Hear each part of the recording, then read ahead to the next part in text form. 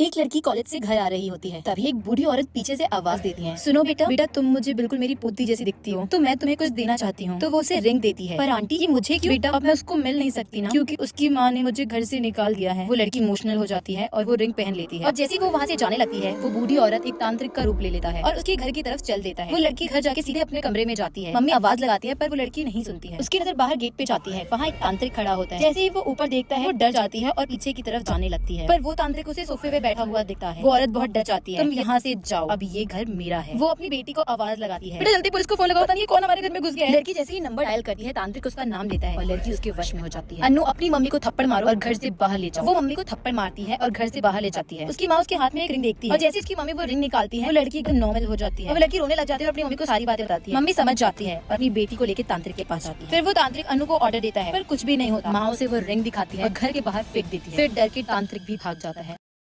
एक लड़की झूमते हुए अपने घर जा रही होती है, तभी उसको पीछे से आवाज आती है, क्या तुम मेरी दोस्त बनोगी? हाँ जरूर। तो फिर तुम क्या मेरे साथ खेलोगी? अभी तो मुझे लेट हो रहा है, मुझे घर जाना है, मैं कल तुम्हारे साथ पक्का खेलूंगी। तो वो लड़की गुस्सा हो जाती है और उसको लगता है ये उसका पागल बना रही है, और वो लड़की कोई और नहीं बल्कि एक भूत होती है। तो वो लड़की जैसे ही अपने बेड पे बैठती है, वो भूत उसके पीछे चाकू लेके उसे मारने आ जाती है। तभी वो अपनी मम्मी को बुलाती है, मम्मी मेरी ना एक नई फ्रेंड बनी है, तो कल मैं उसके साथ खेलने जाऊंगी, तो मैं थोड़ा लेट हो जाऊंगी। और वो भूत रुक जाती है, फिर वो वहाँ से गायब हो जाती है। और नेक्स्ट डे वो लड़की भूत के साथ खेलने आ जाती है। वो दोनों खेलते हैं, तभी वहाँ से कुछ लड़के जा रहे होते हैं और वो देखते हैं कि वो लड़की अकेले में क्या बड़बड़ा रही है और खेल रही है। पागल हो गई है क्या? किसके साथ खेल रही है? ये मेरी फ्रेंड है। वहाँ तो कोई नहीं है, लगता है तो भूत के साथ खेल रही है। ये देख के वो लड़की इमोशनल हो जाती है और रोते हुए भाग जाती है और उस भूत को थोड़ा गुस्सा आ जाता है। और नेक्स्ट डे जब वो लोग खेलने के लिए आ रहे होते हैं, तभी वो लोग देखते हैं कि वहाँ पे उन लोग की बुरी हालत हुई रहती है। अरे ये क्या हुआ? पता नहीं, मुझे पता है ये तुमने किया है और तुम एक भूत हो। तो क्या तुम मुझसे दोस्ती तोड़ दोगी? नहीं, तुम मेरी दोस्त हो, चाहे तुम भूत हो या इंसान हो।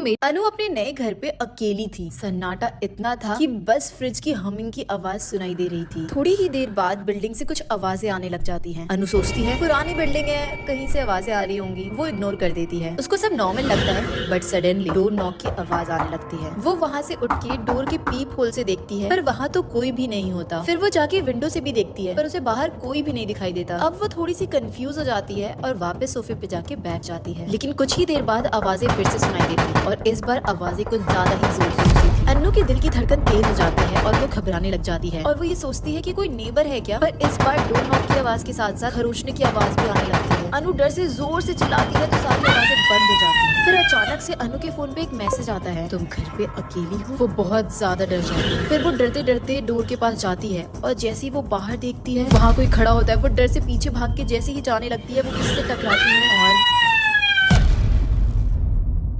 एक बार एक औरत कहीं जा रही होती है, मैं मायके जा रही हूँ कुछ दिनों के लिए, पर उनकी बेटी और पति इग्नोर कर देते हैं। पापा मम्मी तो चली गई, अब घर का काम कौन करेगा? कोई ना, कुछ दिनों के लिए काम वाली रख लेते हैं। सुनो मैं खेलने जा रही हूँ, जब तक मैं वापस आऊँ तब तक घर की अच्छे से सफाई कर देना। फिर वो लड़की जब खेल के वापस आ रही होती है, वो काम वाली को देखती है। काम वाली थोड़ी गुमसुम सी लगती है। थोड़ी देर बाद वो किचन में उससे पानी मांगती है। वो चुपचाप से आती है और उसे पानी दे देती है। तो कहाँ से आई हूँ? वो उस लड़की को इग्नोर करके चली जाती है। लड़की को थोड़ा अजीब लगता है, फिर भी वो इग्नोर करके डाइनिंग टेबल पे जैसे ही बैठती है, स्टोर रूम से बहुत जोर जोर से आवाज आती है। वो देखने के लिए स्टोर रूम का दरवाजा खोलती है तो देखती है वहाँ पे एक परछाई और अचानक से वो परछाई गायब हो गई। वो बहुत डर जाती है और अपने पापा को आवाज लगाने लगती है, क्या हुआ बेटा? मैंने यहाँ पे ना एक परछाई देखी है, मुझे कुछ ठीक नहीं लग रहा। हाँ बेटा मैंने भी नोटिस किया, जब से काम वाली आ रही है कुछ ना कुछ गड़बड़ हो रहा है इस घर में। तो वो दोनों उस काम वाली के पास जाते हैं, क्या चल रहा है ये सब? साहब मैं बिजनौर के घर में काम करने गई और जब मैं वहाँ से लौटी तभी से मेरे पीछे एक साया मंडरा रहा है। ये सुन के पापा और बेटी बहुत डर जाते हैं और पापा बोलते हैं मेरे घर से निकल जाओ, और वो भी अपनी बेटी को लेके उस घर से निकल जाते हैं। फिर पापा और बेटी एक तांत्रिक को लेके लौटते हैं। तांत्रिक कुछ तंत्र मंत्र करता है। अब इस घर की शुद्धिकरण हो गई है, आप अंदर आ सकते हैं। क्या आप छुट्टी के दिन स्कूल गए हो? मैं गई हूँ, क्योंकि भूलने की बीमारी जो है मुझे। कितने दोस्तों मुझसे इसलिए नाराज है क्योंकि मैंने उनको बर्थडे विश नहीं किया। सब कुछ याद रखने के चक्कर में जो थोड़ी डेट्स याद है वो भी भूल जाती हूँ। फाइनली